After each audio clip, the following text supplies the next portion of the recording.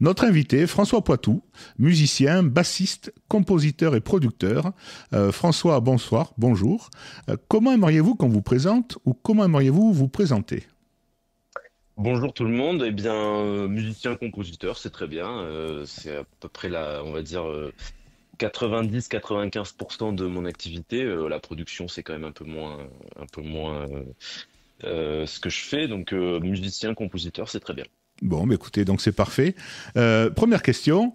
Alors on va essayer d'éplucher le parcours et comment vous en êtes arrivé à ce que vous êtes aujourd'hui. Quand on cherche, quel a été le chemin éducatif qui a conduit François Poitou de l'ingénierie à la musique? Ça, c'est une curiosité. Ingénieur Alors, puis musicien. bah en fait j'ai eu un parcours académique assez classique, hein, c'est-à-dire que j'ai fait le conservatoire à Paris et et j'ai fait aussi des études, on va dire classiques, donc école d'ingénieur, etc. Et en fait, j'ai commencé à travailler tout en étant musicien amateur et passionné.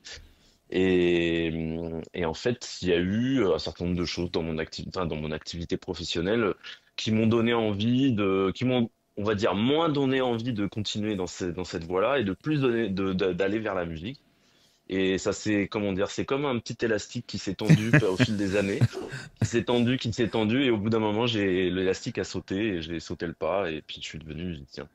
Et Voilà. c'est quoi le déclic qui a fait que l'élastique a cassé ou voilà. Oh, en fait, c'est très concret. En fait, j'ai travaillé C'est à une l'époque, fatigue donc je morale ou travaillais. intellectuelle dans le métier, et puis une envie de faire des choses plus créatives ou qui vous Oui, et correspondaient puis, mieux.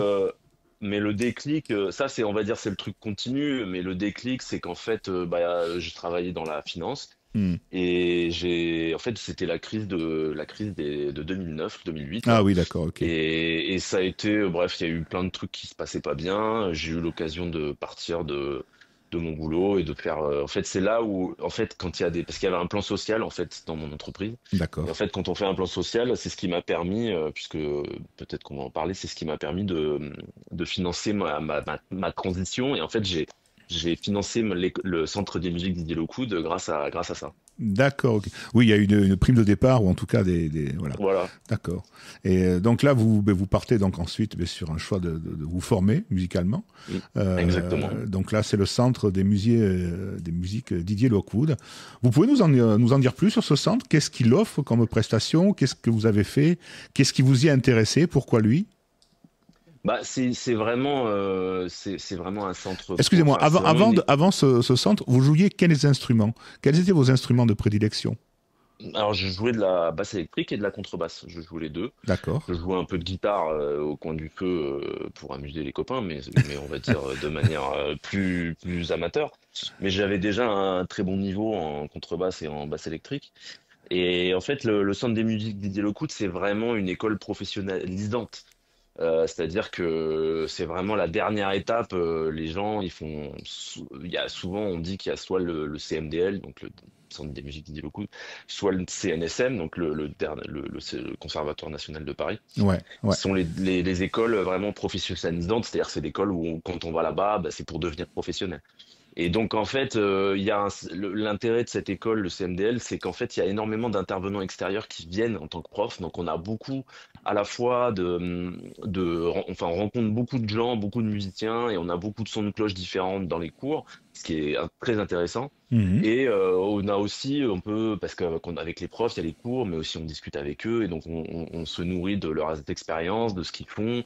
On joue, alors c'est ça tout l'intérêt, c'est qu'en fait ils ramènent aussi leur musique, les intervenants extérieurs ramènent leur D'accord, musique, ok. donc en fait ça permet vraiment de mettre un pied dans on va dire, la musique actuelle, jazz ou autre, hein, d'ailleurs, mais c'est vraiment, voilà, on est vraiment dans le monde C'est professionnel, quoi. immergé H24 dans la musique, Exactement, avec des exactement. sources différentes. Les études durent combien de temps? Ça se passe comment en fait? C'est 2 ans. C'est deux D'accord, ans. Alors, je sais qu'il y a une version en lien avec la fac de musicologie qui peut durer 3 ans, mais d'accord, en gros, le cursus il dure 2 ans, quoi. d'accord, ok. Et donc là, vous Voilà. avez rencontré donc des professeurs de diverses origines, diverses sources musicales. Euh, Est-ce qu'il y en a un ou deux, ou peut-être plusieurs, qui ont plus d'impact que d'autres sur votre technique de basse, de contrebasse, et sur votre vision de la musique? Alors évidemment, oui. Moi, j'avais donc en cours d'instrument, j'avais Marc Michel Le Bévillon, qui commence à avoir un certain âge, mais qui est toujours frais et pimpant, et qui en fait, qui m'a vraiment, comment dire, il m'a permis d'assumer le langage mélodique dans les instruments que sont la basse et la contrebasse, à la manière un peu d'un Eddie Gomez qui vraiment phrasait de manière très mélodique en solo. Et en fait, qui réussissait à faire vraiment chanter l'instrument, quoi. Et c'est vrai que Marc Michel, pour ça, était très très très fort et je le salue d'ailleurs parce qu'il m'a appris beaucoup de choses à ce niveau-là et et en fait, quelque part, il décomplexe en fait D'accord. Ouais. cette manière par sa manière de faire en fait. Et vous diriez que ça, votre technique avant d'entrer dans l'école et votre technique après ce cursus ont vraiment été différentes? Ah oui oui en fait il y a Malgré le fait de que vous manière étiez, vous pratiquiez déjà un très très bon niveau, il y a vraiment une ouais. différence avant et après.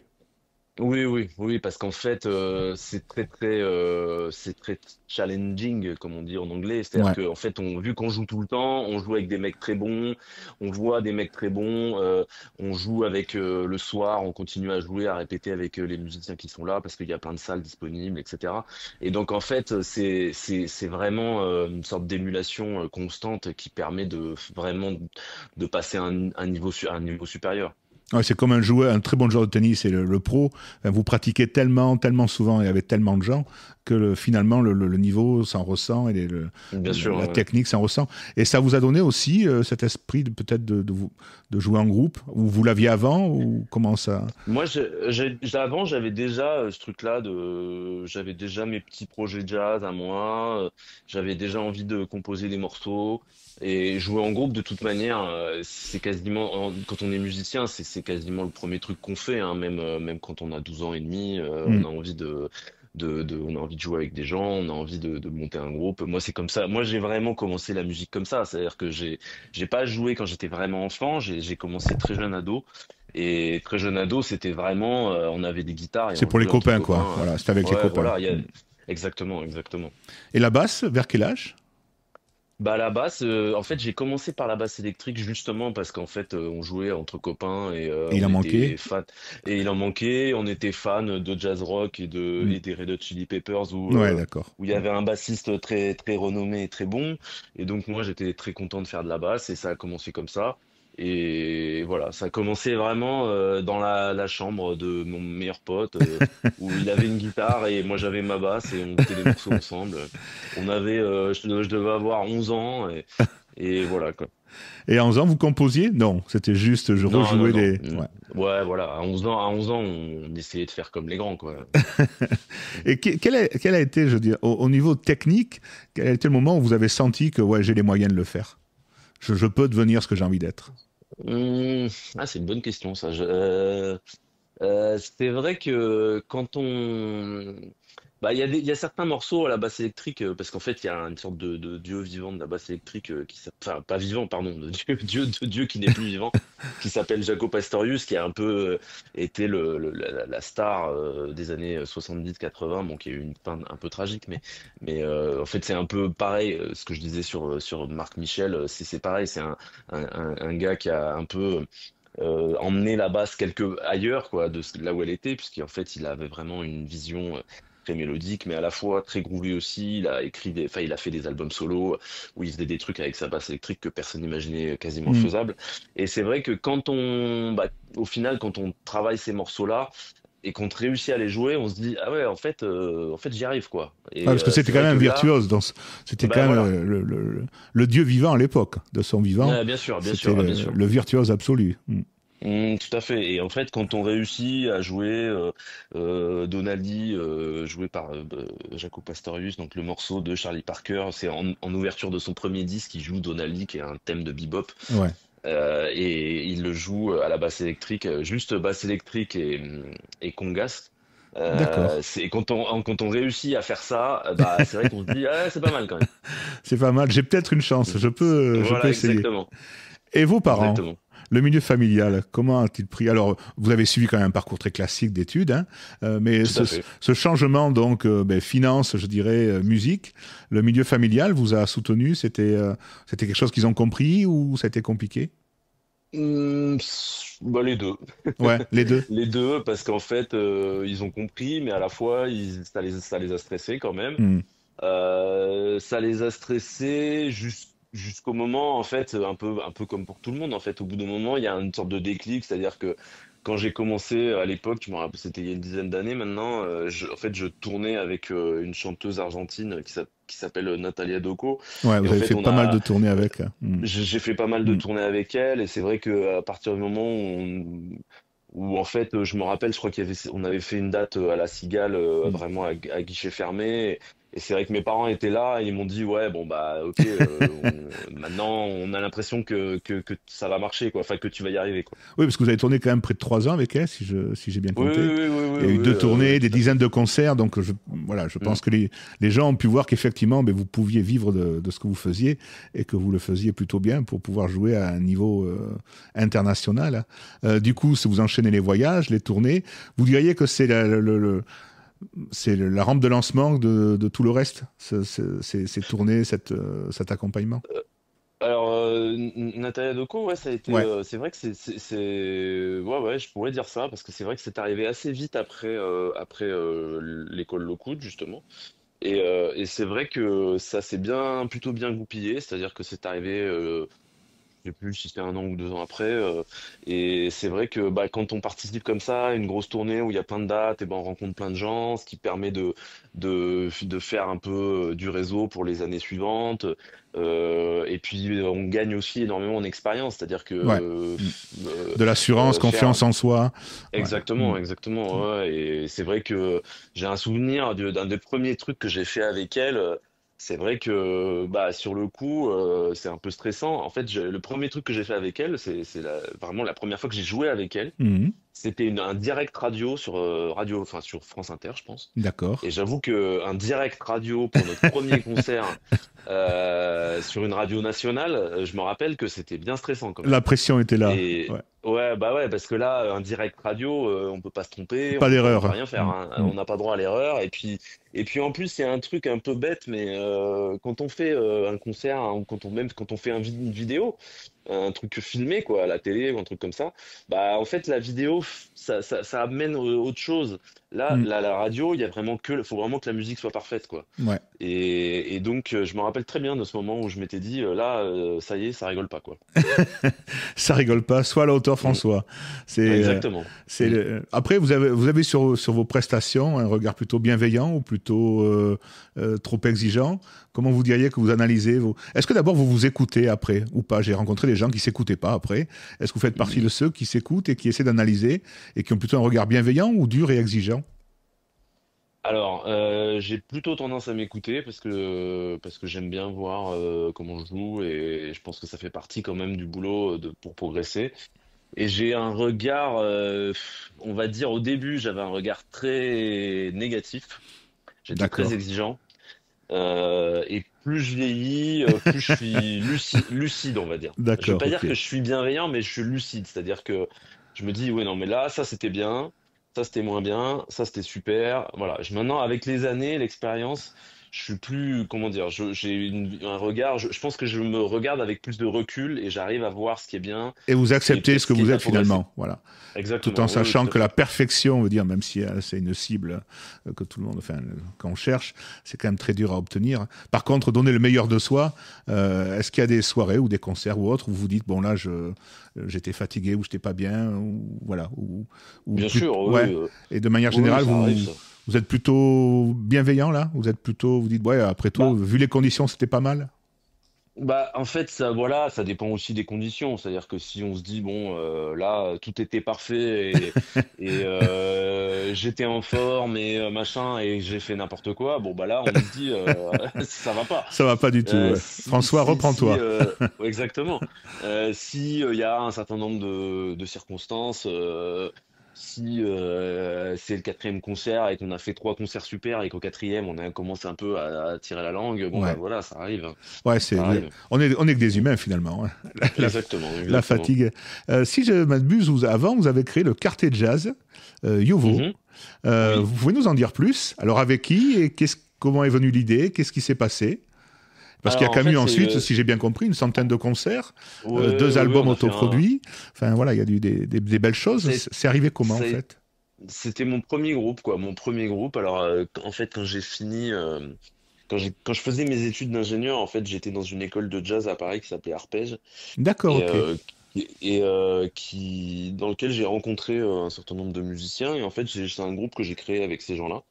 Et en fait, c'est là où j'ai commencé à faire mes premières compos, mes premiers trucs, mes premiers enregistrements perso, quoi. Et c'était D'accord. là, on a fait deux disques autoproduits et donc on a fait un paquet de concerts. Ouais. Alors c'était vraiment dans des petits clubs, même des petites kermesses. On a vraiment fait des trucs petits, quoi. Mais Très c'était le intimiste, des début, petites c'était salles. ouais, ouais, exactement. Alors il y a quand même une histoire assez drôle avec ce titre de groupe, avec ce nom de groupe, parce qu'en fait, en fait, Yovo, ça veut dire blanc en béninois.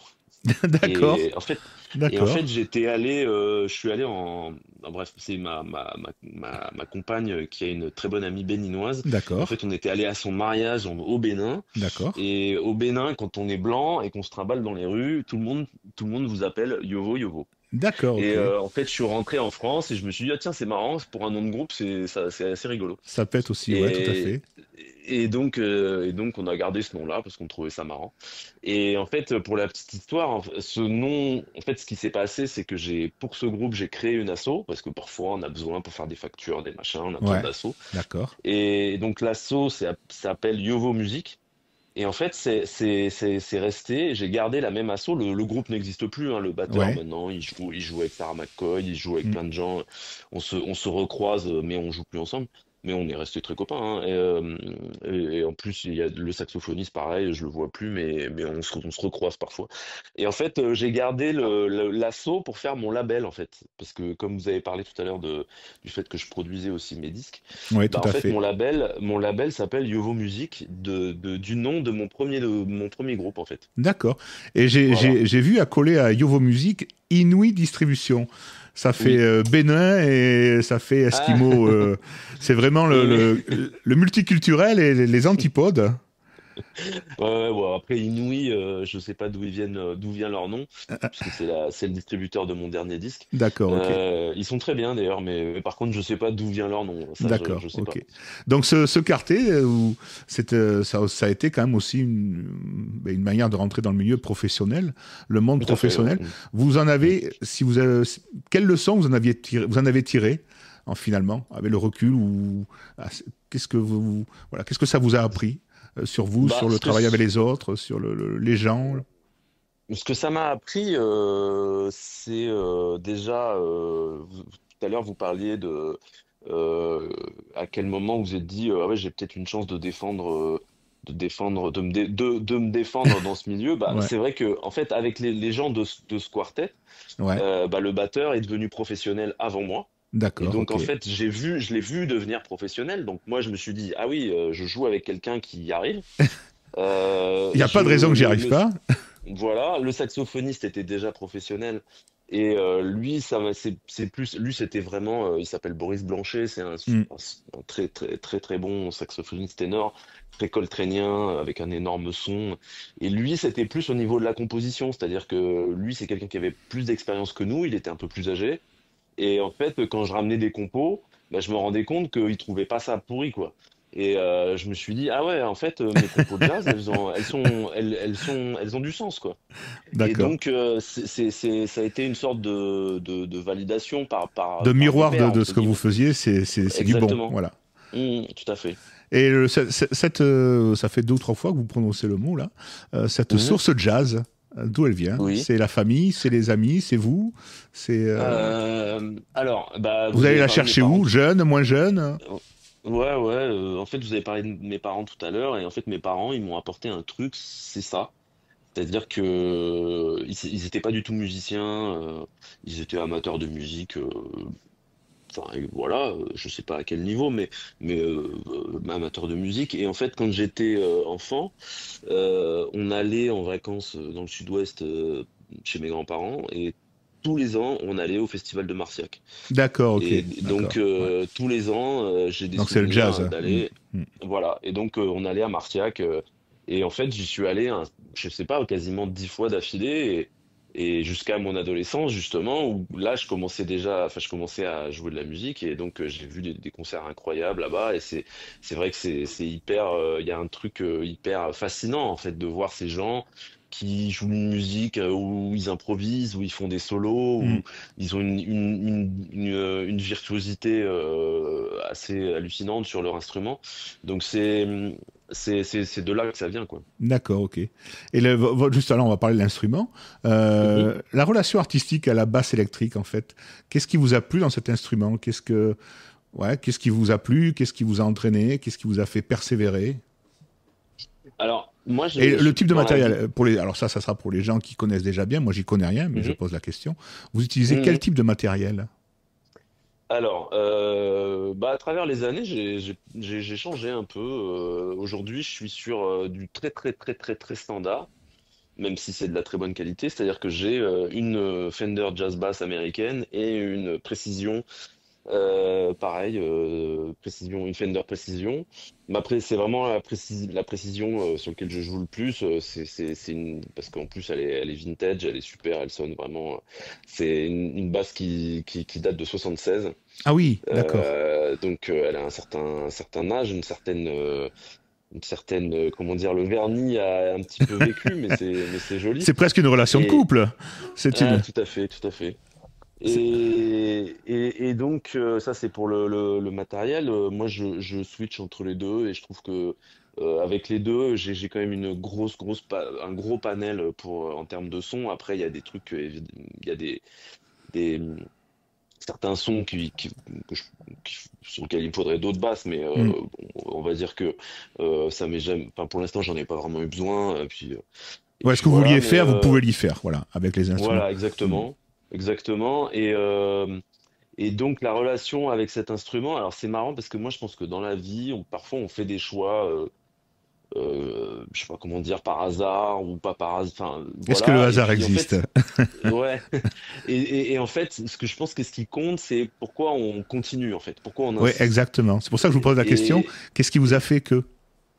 et ben en fait, je pense que ça a été un peu par hasard, comme je vous ai dit, Hmm. quand j'étais ado, parce que voilà, mon pote il faisait de la guitare, je me suis dit, ah bah tiens, je vais faire de la basse. Mhm. Et puis si j'ai insisté, c'est parce qu'en fait, je trouve que dans un groupe, il y a c'est une position dans laquelle je me sens assez bien. D'accord. C'est-à-dire on pose les fondations du truc. On a une vision à la fois très très globale en fait sur le groupe. C'est-à-dire que les fondations de l'harmonie, c'est nous qui gérons ça en fait. On joue D'accord, les ok. accords, le pianiste il va jouer un peu au-dessus.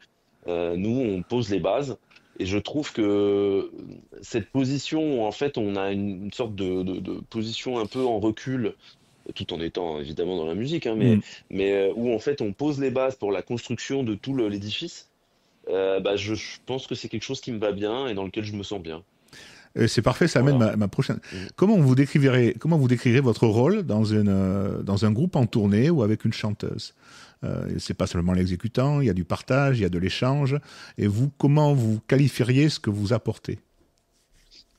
Alors,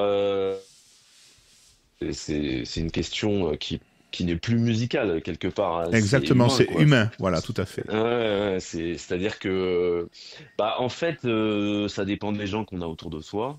Et la plupart du temps, moi, j'apporte, c'est ce que j'ai remarqué, hein, je sais pas pourquoi ni comment, mais en tout cas, ce que je constate à travers toutes les tournées auxquelles j'ai participé, c'était que j'apportais de la stabilité, de la rationalité, quoi. C'est-à-dire que D'accord. j'étais un peu, parce que quand on est en tournée, parfois, il y a des embrouilles, parfois, il y a des embrouilles, il y a des problèmes, on rate des trains, on arrive en retard, Ouais. etc., etc. Ça arrive, c'est la vie, quoi. Et en fait, on passe beaucoup de temps ensemble et enfin, je vais étonner personne quand je dis ça, mais parfois, les gens, à force de passer du temps ensemble, servent entre eux, parce qu'en fait, Ouais, tout à voilà, on fait. n'est pas, et c'est de Comme la tout collectif, promiscuité, hein. c'est un process Exactement. normal. Ça va bien, Et ça va moins donc, bien. exactement. Et donc, et donc moi, je sais que assez rapidement, j'ai intériorisé ce truc-là et je me suis dit, on peut pas. En fait, il faut être calme dans ces trucs-là parce que sinon c'est la foire, quoi. Ouais, ouais. Et donc j'ai toujours eu cette attitude où Apaisant, j'essayais d'être. mm. Ouais, voilà, exactement. Fédérateur, apaisant. Et exactement, parce que je pense que bon après, il y a eu des jours où ça se trouve, j'ai dit des trucs de travers comme tout le monde, hein, Mais de manière mais j'ai générale, dit. sur le recul, c'est plutôt ça qui Ouais, caractérise. voilà. Ouais, Voilà, c'est-à-dire que, en tout cas, c'est ce que j'essaye de faire. Voilà. d'accord. Et d'un point de vue, alors maintenant plus professionnel, plus musical, les compétences de composition ou d'arrangement que vous Mhm. amenez en tant que bassiste, vous les qualifieriez comment? Euh, eh bien, alors ça, par contre, comment qualifier alors, moi, vous parlez donc de mes compositions, on est bien d'accord. Exactement, exactement. Hmm. Alors, moi, comment dire, j'ai un vrai souci, et quand je dis souci, c'est une recherche, c'est plutôt une recherche autour de la mélodie. C'est-à-dire que D'accord. je sais très bien qu'on peut écrire des musiques avec une base rythmique très forte et quelques, on va dire, et un peu de painting, de nappe ou des trucs comme ça, et ça Mm. peut faire des trucs très intéressants. Moi, c'est pas ma vision. Moi, je cherche D'accord. toujours à un moment donné, dans mes compos, qui est un truc qu'on peut siffloter. C'est-à-dire D'accord, ok. Mm. une mélodie, voilà, des notes qui créent une mélodie qu'on peut chanter. Et ça, pour moi, alors peut-être que ça changera, mais jusqu'à présent, ça a toujours été, Une ça a recherche. été une Mm. constante et une constante dans ce que j'ai fait, quoi. D'accord. Et c'est pas évident, surtout par exemple quand j'ai fait un disque avec, mais on va peut-être en parler, avec la rappeuse Pumpkin. C'est Mm. vrai que quand on rajoute du texte, on peut quelque part se dire, bah la partie mélodique c'est moins important. Je vais pas forcément mettre un thème mélodique très fort vu qu'il y a du texte, vu que tout ça. Et bah en fait j'ai toujours voulu qu'il y ait quand même des mélodies et des trucs chantés, quoi. Enfin chantés au sens général, hein. Ok. Et alors, les artistes contemporains, on va aussi Mhm. parler de Pumpkin, mais les artistes contemporains finalement qui ont influencé votre jeu ou vos compositions, bon, je suppose qu'il y en a eu, ça a été progressif, ça a été des rencontres, euh, vous y attendez ou pas, comment vous qualifieriez toutes ces rencontres qui ont ajouté peut-être chacune un petit quelque chose à votre jeu, à vos compositions, jusqu'à arriver à Pumpkin?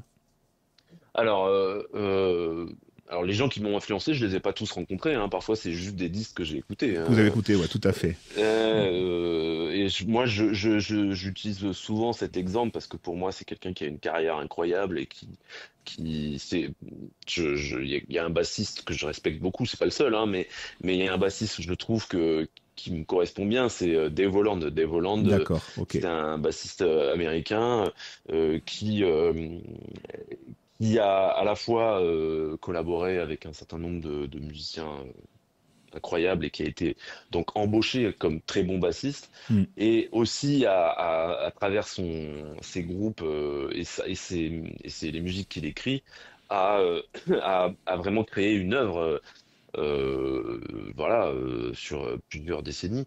Et il a écrit des morceaux incroyables. Il a eu quasiment parce que maintenant il commence à avoir un certain âge, il a quasiment lancé la carrière d'un certain nombre de plein de musiciens maintenant très renommés.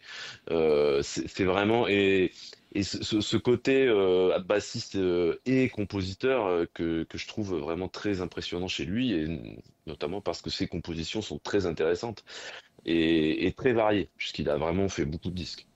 D'accord. Je vous dis ça parce que j'ai vu, enfin, en cherchant donc sur Internet, que vous aviez joué quand même avec des gens aussi variés que Shaili Couture, Zaz, Mm, Nouvelle Vague, Renan Luce, Paris Combo, Sylvain Riffet, Isambo. Enfin, voilà, mm. c'est un univers musical large. Et vous avez même redécouvert, on va en parler aussi, la musique, je dirais, le- la musique de Simon Garfunkel, Oui, la oui. musique folk américaine et irlandaise. C'est des choix, c'est des rencontres. Comment ça s'est passé? Est-ce que que finalement vous aviez choisi à chaque fois ou c'était des rencontres le bouche à oreille, les opportunités? Vous diriez que c'est plutôt comment ce déroulement? Alors, dans la musique, c'est beaucoup le bouche à Le oreille et bouche les à oreille, ouais. opportunités. C'est-à-dire qu'on connaît un tel, on connaît Qui recherche. euh, qui recherche exactement. Moi, il y a plein en fait, moi j'ai un certain nombre de copains bassistes. Quand ils sont pas disponibles, je les remplace. Quand je suis pas disponible, ils me remplacent. Et en fait, c'est comme ça qu'on rencontre des nouvelles D'accord, ok. personnes. Hmm. On va remplacer dans un nouveau groupe. Donc on discute avec le guitariste avec qui on s'entend bien. Hmm. On garde contact. Et puis pour la prochaine fois, c'est peut-être lui que j'appellerai, etc. Ça se passe beaucoup comme ça. Et en fait, voilà, il y a beaucoup de cooptation, de réseaux assez petits, en fait, Puis hein. tout le monde connaît tout le monde, je suppose, évidemment. Hmm. Exactement, exactement. Et en fait, voilà, au bout d'un moment, on finit par avoir une certaine notoriété entre guillemets voilà, de gars sérieux qui fait bien le boulot. Hmm. Et c'est comme ça que ça se passe, quoi. Et c'est vrai que c'est assez intéressant justement de jouer avec des trucs assez différent. Vraiment, ça m'a amené. C'est marrant que vous avez cité ce groupe Paris Combo parce que Hmm. Paris Combo, j'écoutais ça quand je me rappelle très bien, j'avais écouté leur premier disque. Je crois, j'étais au lycée, je crois, et j'avais trouvé ça super. Je me rappelle, j'étais avec un copain, on avait écouté ça à la Fnac. Je me rappelle, j'avais trouvé ça super et j'avais écouté le disque. Bref, je crois même que je l'avais acheté ou offert à mes parents, je me rappelle plus. Et je me suis retrouvé à jouer sur scène avec eux. Et donc, c'est vrai que Un rêve de gosse. ouais, un peu, ouais, Ouais. ouais, en fait, David Lewis, le trompettiste, il a un moment donné, dans un morceau que j'adore d'ailleurs, qui s'appelle Sous la Lune, il a un solo de trompette où il joue dans un saladier rempli d'eau. Et donc, en fait, ça fait le son de la trompette avec D'accord. des petites bulles. Et en fait, quand on avait écouté ce passage avec des copains, on se disait, mais comment il fait ce son? Comment On il arrive à comprend faire ça? pas. Ouais. Comment il arrive à faire ça? Et en fait, un jour, je me suis retrouvé sur scène avec lui qui faisait ça. Et je me suis dit, c'est quand même incroyable. Je me retrouve à jouer le truc où quand j'étais ado, je me demandais comment il faisait, quoi. Et là, ça y est, je vois, il joue dans un saladier d'eau, en fait. C'est Voilà. exactement un saladier en plastique dans lequel ils mettent un micro et tout. C'est assez incroyable à voir. Ok. Et l'année 2020, alors l'année 2020, c'est une année particulière parce qu'en fait, mais François Poitou, il décide d'explorer un nouvel univers, le rap, avec la rappeuse Oui. Pumpkin. Comment est née cette collaboration? Puisqu'elle aboutirait à un album, un Rome Complexe en 2022. Et puis après, il y a des dates de concert. Et vous nous parlerez peut-être d'une suite en 2026. Mais la collaboration, comment s'est fait la rencontre? Alors en fait, c'était une idée que j'avais dans la tête depuis un certain nombre d'années. C'est-à-dire que moi, j'écoutais du jazz, j'écoutais plein de trucs quand j'étais môme, mais aussi j'écoutais du rap. Et D'accord. j'étais un grand fan enfin, je suis pas très original, hein, de NTM et de IAM. Ouais. Et en fait, je me disais, peut-être qu'un jour, je pourrais écrire des morceaux dans lesquels on pourrait rajouter du texte et il faudrait que j'invite un ou une rappeuse. Et bah en fait, l'année du Covid, ça ne vous a pas échappé, on a eu du temps pour réfléchir. Donc en fait, je me suis dit, tiens, je vais écrire des morceaux et je vais commencer à contacter des gens en fait. Et ça s'est fait. Voilà, j'ai contacté une personne qui m'a dit oui, ça pourrait être bien, mais contacte telle personne. Et finalement, je suis tombé sur Pumpkin, on se connaissait pas du tout. D'accord. Je l'ai eu au téléphone, je lui ai expliqué le projet, je lui ai dit écoute, bon j'ai un album, il est pas fini, mais j'ai un certain nombre de morceaux, est-ce que ça te dirait d'écouter? Elle m'a dit écoute oui, vas-y, j'écoute. Je lui ai envoyé des trucs, elle m'a dit ouais j'aime bien le projet. Et en fait ça s'est fait petit à petit, c'est-à-dire que comme dans une relation humaine, en fait au début on Ouais. se connaît pas trop, Chacun se donc en fait là découvre. Mm. exactement, donc la confiance se crée petit à petit. Moi, elle habite Nantes, donc je suis allé à Nantes, je lui ai fait Ouais. écouter mes trucs, elle m'a fait écouter des textes, elle a commencé à écrire des textes dessus. J'ai trouvé ça super et in fine, on a fait un premier album qui est sorti donc fin 2022. Un Rome complexe, Euh, c'est ça? Exactement, ouais, Pourquoi un ouais. Rome complexe? C'est quoi? C'est Euh, alors en fait, Arôme Complexe, c'est une histoire qui est à la fois, je sais pas comment dire, simple et rigolote. C'est en fait c'était pendant le Covid donc. D'accord. Et pendant le Covid, bah, en fait, je commandais du vin sur Internet. D'accord. Et je me rappelle, je lisais les descriptions des différents bouteilles de vin qu'il y avait, et je regardais ça. Et donc je lisais, je me disais, ouais, tiens, pourquoi pas celui-là, tiens, pourquoi pas. Et sur un des trucs, il y avait écrit arôme complexe D'accord. pour décrire Le le vin. vin. Et je me D'accord. suis dit, ah tiens, c'est marrant ces deux mots ensemble, je trouve Ouais. ça sonne bien, c'est rigolo. Et en fait, j'en ai fait un titre de morceau. D'accord. Et d'ailleurs, le titre, enfin, d'ailleurs, sur ce titre, en fait, Pumpkin fait tout un texte autour du vin. Et en fait, c'est devenu le nom de l'album par la suite, quoi. D'accord, ok. Et donc voilà, à la base, c'est vraiment un truc que j'ai vu sur Internet en achetant du vin, quoi. C'est pour du vin, d'accord, ok. Mhm. Et donc cet album, là, cette collaboration, c'est combien de titres, c'est combien de temps, enfin, de travail? Alors, ouais, combien de temps de travail? C'est dur de dire parce que c'est sur plusieurs. Bon, ouais, c'est sur un an, on va dire. C'est Hmm. sur un an, mais on va pas faire que ça. Et évidemment, et il y a 11 titres et il y a 7 titres où Pumpkin est présente. D'accord, Donc en fait, il y a des titres instrumentaux d'accord, et donc comme vous l'avez dit, il y a la suite qui est prévue pour 2026, euh, qui va être beaucoup plus un album fait à deux, c'est-à-dire que sur le premier, bah, en fait, c'est moi qui écris de la musique et j'invite Pumpkin dessus. d'accord. Là, on a beaucoup plus travaillé à deux parce que maintenant on se connaît, on a fait des tonnes de concerts ensemble, parce Ouais. qu'en 2023, 2024, on a fait quand même beaucoup de concerts. Ouais, la relation a Euh, évolué, il y a bah, de la confiance, il y a de l'amitié, il y a de la exactement, complicité, il y a tout ce qu'il faut pour faire quelque chose. exactement. Et donc en fait, ce qui s'est passé, c'est que j'ai écrit plein de morceaux, j'en ai écrit peut-être une vingtaine. Et en fait, on a choisi ensemble. Et on a D'accord. choisi ensemble et ce qu'on a fait, c'est qu'on a fait des choix en vue de la construction de l'album et en vue de tous les textes qu'elle avait, de ce qui pourrait marcher, ce qui pourrait moins bien marcher, etc. Quand Donc vous on l'a dites que vous vraiment avez écrit construit des ensemble. morceaux, c'est essentiellement musicaux ou il y a des paroles? Non, non, non, moi j'écris pas de paroles. C'est la musique. Peut-être, ouais, moi je fais la musique. Non, non, non, mais peut-être qu'un jour je ferai ça, mais là aujourd'hui je ne me sens pas du tout légitime pour faire ça. Et quand vous dites que donc vous écrivez, ça vous vient facilement, la création musicale? Ou vous travaillez, je veux dire, vous vous dites, allez, aujourd'hui 8h midi, 14-18, ou toute la journée, ou alors c'est au gré des jours, vous picorez des idées, des morceaux dans la tête. Comment vous travaillez ces morceaux? Alors, en fait, c'est un peu les deux. C'est-à-dire que, en fait, quand il y a des idées, il faut les noter. Enfin, moi, c'est comme ça que je travaille. Ouais. C'est-à-dire que quand j'ai des idées, des trucs, mais ça peut être quatre notes, comme 16 mesures avec des accords ou une mélodie, D'accord. etc. Moi, je prends beaucoup de notes, mais je pense que tout le monde fait ça, hein. Mm. Je prends des notes, c'est-à-dire que parfois même c'est un enregistrement sur mon téléphone, hein. Je peux chanter un truc.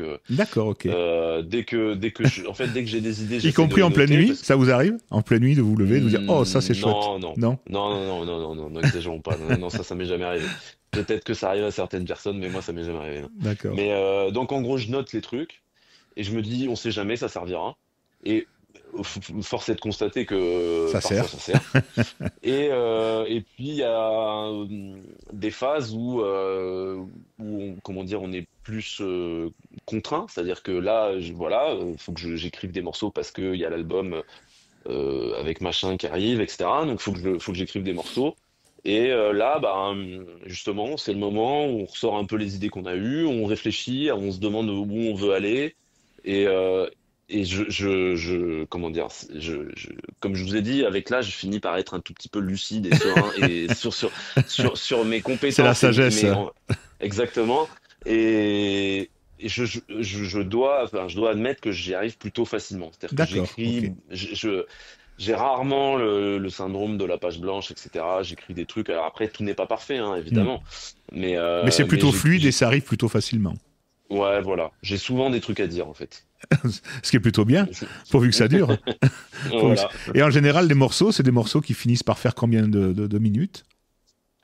Alors ça, honnêtement, c'est impossible de savoir. Général, Parce qu'en fait, sur les albums, entre un morceau musical, c'est quoi? C'est 2 minutes, 3 minutes?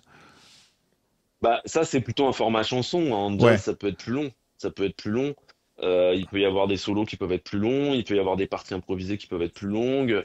Et en fait, la longueur des morceaux, ça dépend aussi de ce qu'on en fait quand on va le confronter quand on le joue avec des gens. D'accord, C'est-à-dire que ok. moi, je ramène un morceau.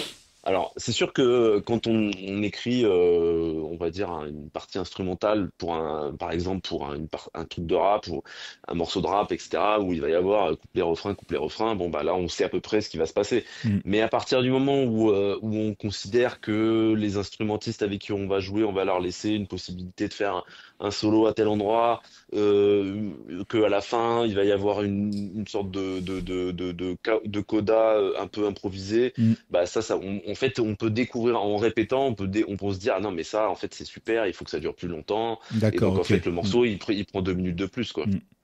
En fait, ben, ça, pareil, enchaînement, là, vous me facilitez la Mm. tâche, décidément.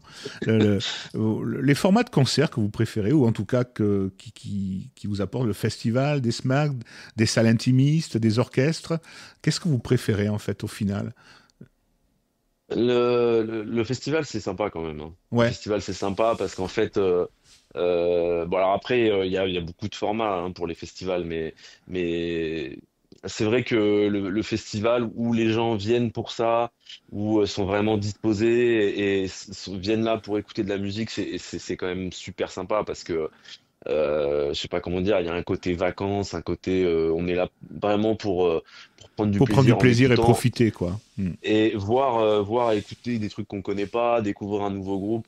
Et donc il y a un truc où il y a une spontanéité aussi dans le public qui est vachement sympa en Ouais, on le festival. voit, quoi. Hmm. Euh, Exactement, ouais. Et donc moi j'aime bien ça, hein. J'ai des souvenirs. Hein, le festival, je sais pas si vous connaissez, mais il y a au fin fond de la Bretagne, là, vers Brest, il y a ce qu'on appelle le festival du bout du monde. Non, C'est un je ne très très connais gros pas. festival. Bah, D'accord. c'est un très gros festival et c'est vraiment au bout de la presqu'île, quoi. C'est incroyable parce que c'est un très gros festival. Je crois qu'il y a 10 ou 20 000 personnes, je sais plus. Il y a D'accord. plusieurs scènes et les gens ne sont là que pour ça, quoi. Et donc il y a une ambiance incroyable. Il y a un côté, je sais pas comment dire, Festif, immense. plaisir, mélange des Ouais, genres. Hmm. exactement. Voilà, Hmm. tout ça. Et c'est vraiment très agréable. Et donc au fil du temps, donc vous avez des influences jazz, mais aussi Mhm, folk. J'ai vu que tout vous à aviez fait. redécouvert Simon and Garfunkel Mhm. 2019. Vous vous êtes plongé dans la musique folk américaine et irlandaise. C'est pourquoi ça, enfin, à quel moment, qu'est-ce qui a fait que vous avez eu ce retour? Alors en fait, c'est assez simple. J'ai participé à l'enregistrement d'un hommage à Simon Garfunkel. Ça devait être en 2018-19, je sais plus. C'est en 2019, je crois. C'est Deux mille dix-neuf, Homeward d'accord. Bound, Exactement, c'est exactement. ça. Voilà, Donc c'est c'est cet album-là, 2019. Ouais. 2019. Et en fait, avec Morgan Imbo et Elias Dris, qui étaient les Ouais, c'est ça. Mm. chanteurs et chanteuses sur cet album. Et en fait, j'ai redécouvert cette musique. En fait, tous les titres, on les connaît très bien Ouais, parce qu'on les a déjà entendus, etc. Et en fait, les jouer, c'est tout à fait différent parce qu'en fait, faut les jouer, faut les apprendre, etc. Donc, on se rend compte un peu plus de ce qui se passe à l'intérieur. Et en fait, vraiment, je me suis dit, c'est très très beau, les arrangements sont super. Et j'ai voulu faire avec mon quintet jazz, donc qui est mon autre groupe à côté de celui que j'ai avec Pumpkin. Euh, donc c'est un quintet où il y a des cordes et une clarinette basse, guitare contrebasse. Donc c'est une sorte de jazz un peu intimiste et un peu Mhm. musique classique, on va dire. Mais D'accord. ça reste du jazz. Et en fait, on a fait, suite à l'enregistrement de ce disque, j'ai voulu faire une vidéo avec ce quintet autour d'un des morceaux qu'on avait enregistré sur le disque, donc un morceau qui s'appelle Scarborough Fair. D'accord. Et en fait, ce morceau et cette première expérience m'a donné les idées pour en fait, l'album suivant. C'est-à-dire que Vous avez intégré des l'album morceaux qui est... folks dans votre répertoire. Exactement, D'accord. exactement. C'est ça qui s'est passé. Et en fait, j'ai réécouté plein de trucs. Alors, ça a pris beaucoup de temps, hein, puisqu'entre-temps, j'ai fait l'album avec Mm. Pumpkin, il y a eu le Covid, etc. Donc, moi, j'écoutais des trucs, j'avais des idées. Et en fait, eh ben, oui, en 2025, puisque l'album, il est sorti cette année. Et ben, en fait, on a donc, en fait, l'album, on l'a enregistré en 2024, évidemment. Ouais. Et c'est All Donc, Fox, c'est ça? Exactement. D'accord. Donc en fait, j'ai intégré un certain nombre de chansons que j'avais écoutées au gré de mes recherches et au gré de mes comment dire de mes errances, comme on fait tous Musical. sur exactement Mm. au gré des plateformes, etc. On clique sur des trucs, on écoute et on découvre quelques perles. Et donc j'ai découvert et conservé quelques perles et j'ai écrit des arrangements pour pouvoir les reprendre avec mon groupe en fait. D'accord, ok. Voilà. Écoutez, c'est gentil. Il reste 1 minute 30, même moins. Quel est le projet 2026, François Poitou 2026? Eh bien, 2026, c'est le deuxième album avec Pumpkin qui va Pumpkin. sortir, voilà, qui va sortir en mars. Voilà, on a 11 nouveaux morceaux. C'est la même équipe. Alors, l'album est très différent, comme je l'ai dit, puisque on n'a pas travaillé de la même manière. Il est plus rap. Enfin, Pumpkin prend plus sa place dans De ce disque. rappeuse. Mm. Voilà. Et ça va être ça. Et donc, et des concerts avec elle. Et je continue avec Nouvelle Vague, avec un certain nombre de groupes, à tourner aussi en France et même dans le monde, hein, puisque Nouvelle Vague, ça tourne dans le monde entier. Ouais. Donc, Eh bien, écoutez, merci pour cette émission, François. Merci ben, beaucoup. merci à vous. Merci à tous et à toutes d'avoir écouté. L'émission, vendredi matin, vous l'aurez. François Poitou, on peut vous trouver donc sur votre site, parce que j'ai vu que vous aviez un site, une Oui, page tout à fait. Facebook et Instagram et YouTube. Mm, mm, Voilà. Donc les exactement. gens qui veulent découvrir un peu plus François Poitou, faites-vous de plaisir et partagez sans modération. Merci François, merci à tous et à Merci à toutes. vous.